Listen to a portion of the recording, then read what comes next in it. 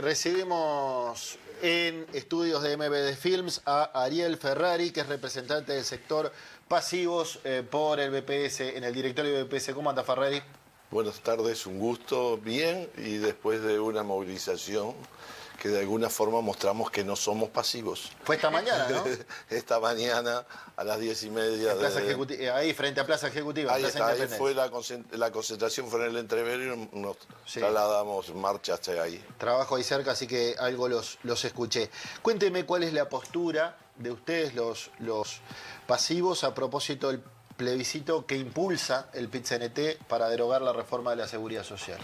Bueno, después de aprobada la ley, que fue en los últimos días de abril, promulgada de inmediato el 2 de mayo, la Dirección Nacional de ONASPU se reunió, intercambió con distintos dirigentes de las asociaciones de jubilados y tomamos una definición. No estuvimos de acuerdo, pero la ley se aprobó. El fundamento de la ley era que, por un lado, la sostenibilidad financiera del sistema estaba en riesgo, pero la ley no puso ninguna modificación en el financiamiento. Por otro lado, hablaba del envejecimiento y por lo tanto más tiempo pagando jubilaciones, y en la ley tampoco habla nada de políticas de cuidado. Y el Uruguay, a partir de cambios que hay en el mundo del trabajo, también necesita de una reforma integral de la seguridad social. Sí. Por eso resolvimos que la Comisión de Seguridad Social de ONASPU, junto con la representación de los jubilados y nuestros compañeros que integran este colectivo en el BPS, trabajemos por generar insumos para que cuando se instale y reivindicar un diálogo de seguridad social real, con participación social y partidaria de los distintos actores políticos, busquemos los acuerdos estatales para poder cambiarla. Y en ese proceso vamos a llegar al 9 y el 10 de noviembre, donde la propuesta se aprobará, porque ahí es el Congreso, y este año coincidió que es un progreso programático. Hoy lo dijo en la propia intervención el secretario general. Ahí resolveremos también, bueno, qué haremos, si compartiremos o no el tema de hacer una reforma con eso. Pero sea una u otra, la seguridad social necesita de legislar, de generar ámbitos de acuerdo y leyes que reforman las actuales leyes, porque, es decir, no solo con la Constitución da líneas generales, objetivos de Estado, pero no, después son las leyes las que tienen que resolver y aplicarse.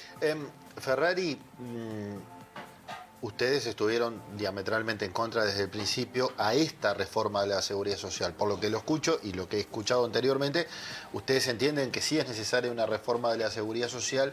Coinciden en todo caso con la izquierda, con el Frente Amplio, en que no está. No hay nada que destaque, no hay nada que rescate de esta reforma de la Seguridad Social. Sí, hay cosas que se pueden rescatar, pero son tan insuficientes en relación a las que no están.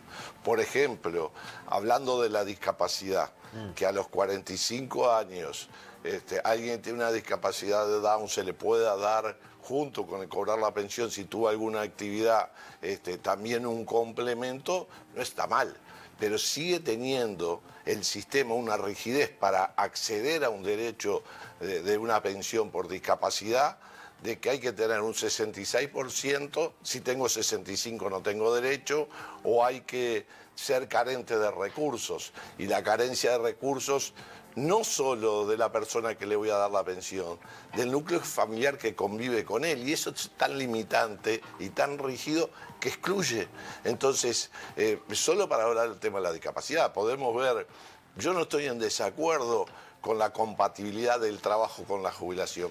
En el Uruguay había muchas actividades que eran compatibles. Donde ya pasaba, sí. Pero, y que son compatibles. Sí.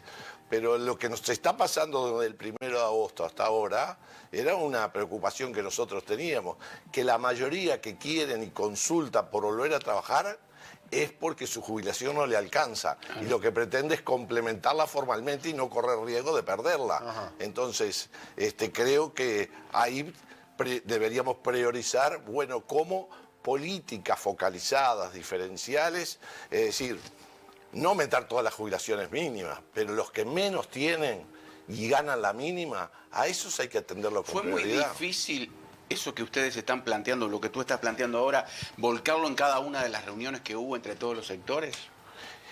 ¿El gobierno no lo aceptó o No hubo diálogo, Gambino, no hubo diálogo.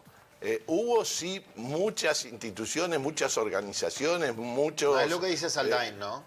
Bueno, pero Rodolfo Saldain ha sido conteste en que se escuchó a todos, más se de una escuchó, vez. pero eso no es diálogo. Escuchar es una cosa, y estoy de acuerdo, hay que escuchar las distintas visiones, después dialogar para tratar de encontrar consenso. De escuchar, sí, yo no lo niego, se escuchó mucha gente, pero a la hora de elaborar la propuesta, a los tres actores sociales y a la oposición le dijeron muchas gracias, vamos a resolver entre los 9 integrantes, y precisaron ellos como un año, cuando decían que en 90 días la ley de urgente consideración que creó la comisión de expertos decía que en 90 días había que analizar dónde estábamos parados para en 90 días hacer otra propuesta porque iba a colapsar. Ahí creo que ya de por sí hay un error cuando pasaron entre todo el proceso más de un año. Y después de ponerse de acuerdo, de enviar el proyecto al Parlamento, la propia coalición fue la que tuvo que hacer modificaciones para tener sus propios votos. Sí, recuerdo que primero Cabildo Abierto, después el Partido Colorado discreparon en algunas cosas. Cabildo hasta se puso firme y hubo que negociar a la interna de la coalición. Pero de nada de lo que hayan dicho ustedes, o el Frente Amplio, o el PIT-CNT, ¿no se tomó ninguna de las observaciones para incorporarlos a la reforma? Bueno, sí, se tomó, por ejemplo, un planteo que hicieron los trabajadores, decíamos nosotros, de que 100 millones de dólares que el BPS, entre 95 y 100 millones de dólares que el BPS paga por año a la DGI, porque la DGI recauda el IVA y 7 puntos de IVA son recursos genuinos que nos tiene que pasar al BPS. Pero nos cobraba el 5% la DGI por eso.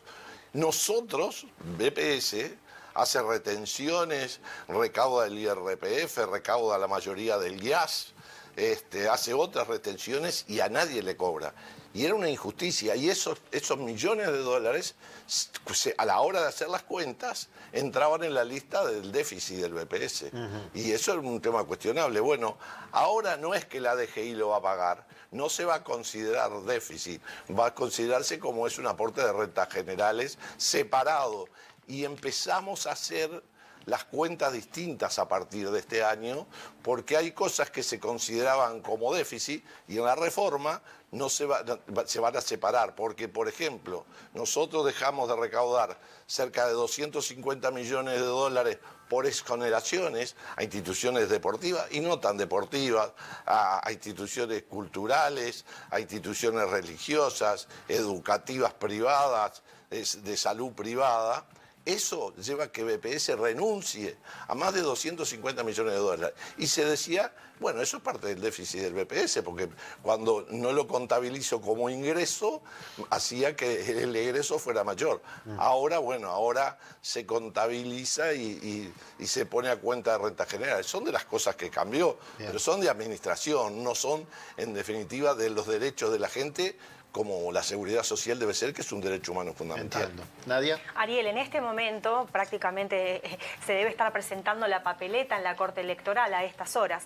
Una de las razones por las cuales la papeleta, o sea, el texto incluye que se equipare la jubilación mínima al salario mínimo nacional y otro tema fundamental es el de las AFAPs. Pero, por ejemplo, la Cooperativa de Economistas del Uruguay dice que esto incurriría en más informalidad en el sector, que sería un problema llevar la jubilación al salario mínimo. Mire, yo participé en el 2004, todavía del gobierno de Jorge Valle, y en conversaciones con el ministro de la época de trabajo, el doctor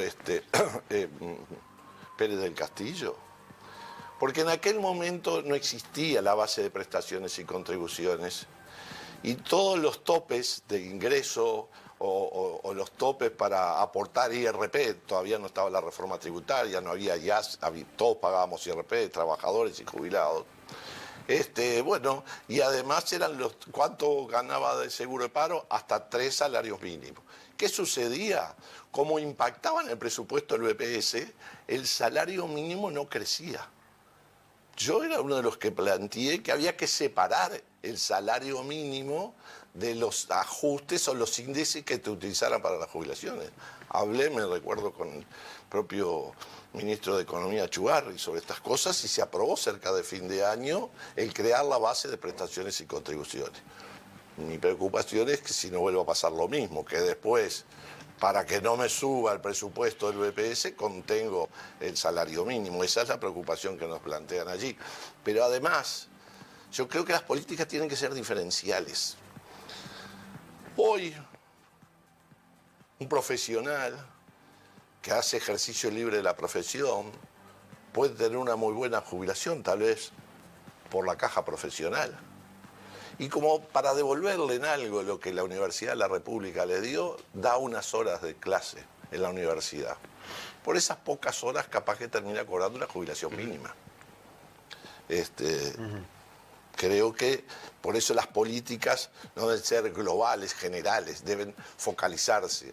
Y en eso creo que como veníamos haciendo hasta el 2020, que le dábamos más al que tenía menos, no al que ganaba menos, al que tenía menos. Cobraba la jubilación mínima, pero de su declaración del cruce de información del BPS veíamos que además tenía pocos ingresos. Porque yo puedo tener, distintas actividades y tener distintas jubilaciones. Y capaz que por un pequeño emprendimiento rural tengo una jubilación mínima, pero resulta que fui director 17 años del BPS y tengo una jubilación más que suficiente. Entonces, me deben atender. Bueno, creo que por eso necesitamos de diálogos, de participación y ámbitos donde podamos encontrar una verdadera reforma del sistema. Bien, Daniela. Bueno, me quedaron claras dos cosas. En primer lugar, que no hubo diálogo, que faltó diálogo. Segundo, que ONASMU seguramente no es pasivo. Conozco a más Estela Olevar, a quien quiero mucho, sé que son muy activos y van para adelante. Y quería saber la opinión que tenían en el caso de que esto prospere y que las AFAP, los ahorros personales, sean llevados a un colectivo. ¿Cuál sería eso, los riesgos que puede ocasionar el sistema? Bueno, como le dije, en noviembre estaremos resolviendo los antecedentes que hay legales hoy, que son producto del diálogo de la seguridad social que tuvimos en el 2003 y posteriores, son dos, y después en el 16 y 17. Son dos. Y aprovecho además a decirle que los que tienen entre 40 y 49 años, porque es parte de la reforma, tienen plazo hasta el 30 de noviembre para ir a agendarse en el BPS, lo pueden hacer por vía remota también. ¿Para qué? Porque la mayoría, el 97% de los afiliados a AFAP se afiliaron no obligados, entre comillas, digo yo, voluntariamente. Entonces, la ley 19.162 dijo, bueno, el que quiera deshacer esa opción y volver solo a aportar al BPS y no aportar mitad y mitad, como hacía, lo vamos a convocar, le vamos a hacer una simulación y él resuelve individualmente. ¿No fue así con los cincuentones también? Esa es la otra ley anterior. Los cincuentones no se resolvió. Bueno, como son perjudicados, resolvemos, todos vuelven para el BPS. No, se convocó y cada uno fue asesorado por el BPS. Yo fui a eso, y resolviste después si te convenía o si convenía. Es decir, ya hay antecedentes que no es al barrer, que no es a todos. Hay antecedentes de que, bueno, hay que analizar también esto. Yo no conozco la última redacción de la papeleta, pero tiene que ver con eso también, ¿no? Lo ilustro. La última redacción de la papeleta, que además se votó 16-14 con 14 abstenciones, dice así: la iniciativa fija en 60 años la edad mínima de jubilación, no 65 como está hoy desde mayo, cuando fue aprobada la reforma. No, perdón. No está desde mayo, está aprobada la ley desde mayo. Sí, pero se va a jubilar con 65 años.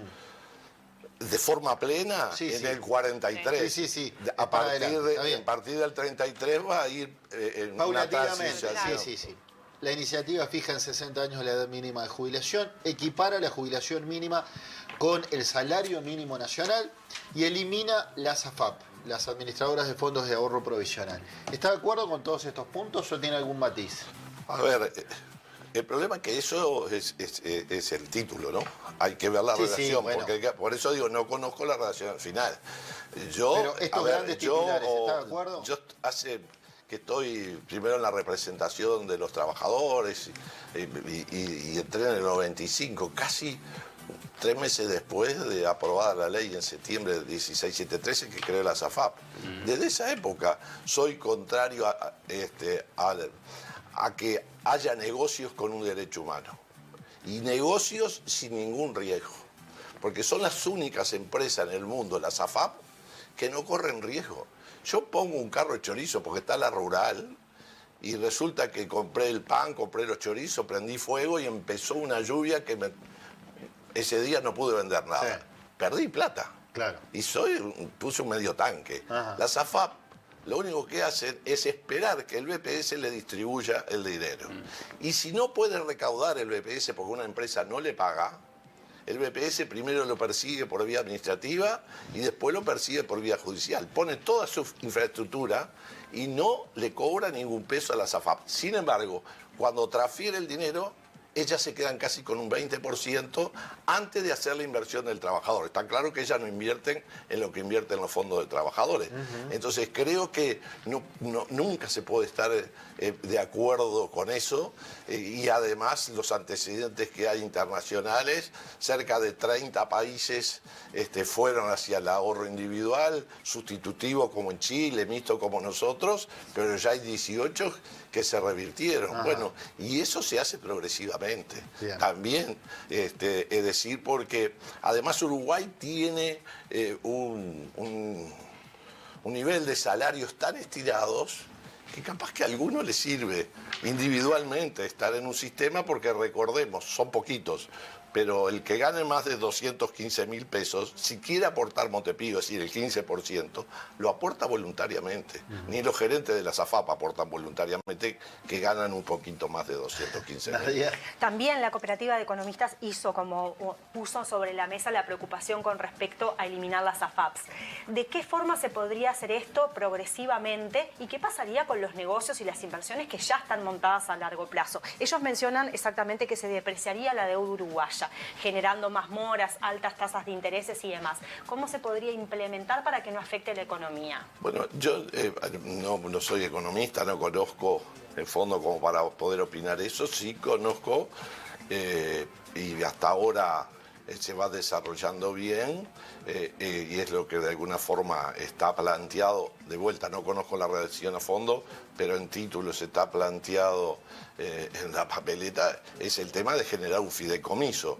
Hoy, quien se va jubilando o quien no se va jubilando, el que resuelve el volverse al BPS, sus fondos se transfieren a un fideicomiso y bueno, y está programado progresivamente, no fue el de todo, fue el que se fue presentando, que fue aceptando ese camino y bueno, creo que también eso merece todo un análisis, una discusión y un diálogo que yo creo, y por eso nosotros estamos trabajando en construcción de propuestas, tratar de en el Congreso aprobarlas y definir cómo seguimos para adelante, y coincide además que es un año electoral, donde vendrán los distintos actores políticos a conversar, a hablar de sus ideas, sus propuestas, y también nosotros les diremos, bueno, esta es nuestra visión, ¿están dispuestos a instalar un diálogo?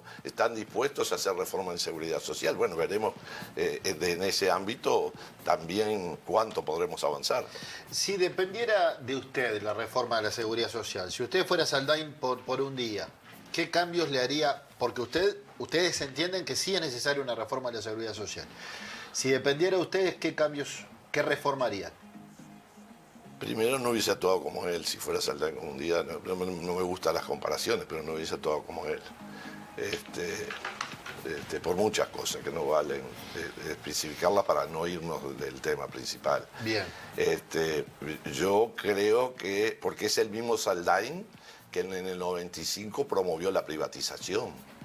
Y como decía en el 2004 el Banco Mundial, cuando hizo un documento, se llama El envejecimiento sin crisis, decía que cada país, de acuerdo al desarrollo y al rol que tiene el Estado, debe ir avanzando y no importaba el tiempo, pero tiene que ir a una privatización total. Y creo que lo que hace en la segunda etapa en esta ley es que no solo todos los que entren a trabajar a partir del 1 de diciembre van a tener AFAP aunque ganen 10 pesos, sino que además crea el sistema de capitalización en las otras cajas, en los otros institutos de seguridad social, no solo en BPS. Sí. Y eso, bueno, a ver, va a ser fondo genuino de la seguridad social de cada una de las cajas que va a ir a un ahorro individual, a un negocio de un privado, haciendo que esas dificultades de sostenibilidad financiera se profundicen. Eso es lo primero que no haría. Pero que sí haría. Y primero llamar a los actores sociales y a los partidos políticos a sentarnos, discutir y que cada uno dé su visión y ver cómo podemos de acuerdo. Y en eso ya hay experiencia. Reitero, y el gobierno dice eso, ya lo hicimos. A tal punto no lo hicimos, o no participó él. Yo fui parte del diálogo del 2008, el 2009. Él fue en nombre del Partido Nacional. Sí. Y yo no tengo por qué decir cuántas sesiones fue él. Se retiraron del diálogo. No están acostumbrados a eso. No están acostumbrados a eso. Bien. Entonces lo que precisamos es eso. Bien. Una cortita, pero para cambiar un poco de tema. ¿Hay algún inconveniente con el plan de vivienda social en este momento para los jubilados? Y no es que sea inconveniente, es un incumplimiento de lo que el propio Poder Ejecutivo en su presupuesto quinquenal dijo que iba a hacer. Cuando asume un gobierno manda, bueno, su presupuesto y en qué lo va a gastar y en diferentes rubros y en cada ministerio. En el de vivienda eran 50.000 viviendas que se iban a hacer en los 5 años y 607 para, digamos, el BPS, para programas de BPS. Hasta ahora en esta administración no se ha llamado ninguna licitación. Es decir, no está cumpliendo con lo que se comprometió y promovió en el presupuesto quinquenal. Claro, el presidente de BPS nos ha anunciado y esperemos en las próximas sesiones viendo cómo son soluciones habitacionales, no solo construir, en determinadas condiciones se puede alquilar. Subsidios de alquileres. Si cuando en el proceso que uno va envejeciendo y pierde autonomía, puede llevar a un hogar de ancianos, si tiene la voluntad la persona beneficiaria, porque nosotros no imponemos, y bueno, y tal vez haya algún cambio que dé respuesta a más de 6.000 inscriptos y ya baremados, digamos, clasificados en condiciones de entregar vivienda, hay cerca de 2.700. Bien. Acá me consulta 957, hola buscadores, consulta, me jubilé con la mínima, cuando consulto a la FAP me dicen que me pertenecen 100 pesos mensuales. Les digo que no voy a hacer un trámite por esa cantidad, pero que voy a retirar mis ahorros. Y me dicen que no puedo hacerlo, que eso solo lo cobran mis herederos. ¿Cómo puede ser? No sé si esto es así o... A ver, lo cobraban los herederos si él fallecía en actividad. En actividad, correcto. Después de jubilado, los herederos si tienen lugar a pensión. Perfecto. Si no, no. Pero es consuelo de tontos, ¿no? El 66% de los que tienen jubilación por AFAP cobran un poquito más de 1.900 pesos. Es decir, la inmensa mayoría, y esa es la evaluación que deberían hacer quienes defienden estos sistemas y lo promueven. El 60%. 66%, datos oficiales, cobra menos de 2.000 pesos. Y el promedio de jubilación son 8.400 pesos. Bien. Mientras que el promedio de jubilación en el BPS son casi 32.000 pesos, 31.000 y pico. Miren la diferencia. La mínima en el BPS al que tiene una no le pagó menos de 17.263, porque hubo una política durante 15 años que en cada julio dimos aumento diferencial. Lamentablemente estos 3 últimos años se dan una partida que a fin de año se quita. No se acumula para seguir creciendo. Bien. Pero además tenemos que el promedio da casi 32. En el otro tenemos que la mínima es lo que te dé. No hay una solidaridad que a mí si en el cálculo me dio 12.000 pesos me lo llevan a 17.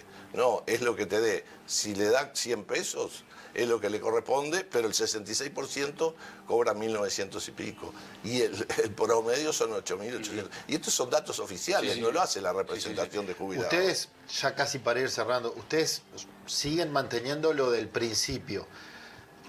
Hoy, como está la reforma, los uruguayos vamos a trabajar más y ganar menos. Nos vamos a trabajar más y nos vamos a jubilar con menos.